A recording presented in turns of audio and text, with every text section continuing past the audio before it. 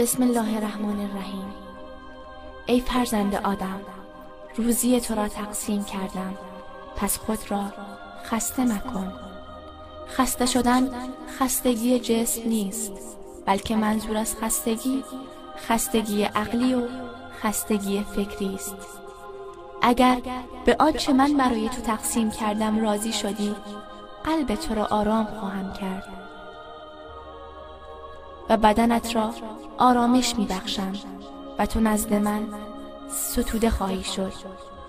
و اگر به آنچه به تو دادم راضی نشدی، به عزت و جلالم قسم که دنیا را بر تو مسلط خواهم نمود، که همان گونه که حیوانات وحشی در بیابان به دنبال شکار خود می دوند، تو به دنبال آن بدوی. و سپس جز آنچه من برای تو تقسیم کرده ام بیشتر به تو نخواهد رسید و تو نزد من از سرزنش شدگان خواهی شد. ای فرزند آدم، آسمان و زمین را آفریدم و آفرینش آن مرا خسته و درمانده نکرد. آیا قرص نانی که به تو بدهم مرا خسته و عاجز خواهد کرد؟ ای فرزند آدم، من بندگان عاصی و گنهکارم را از روزی دادن فراموششان نکردم.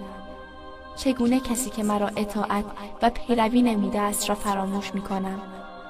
ای فرزند آدم، از من روزی فردا را نخواه، چون من نیز عمل فردا را از تو نخواستم.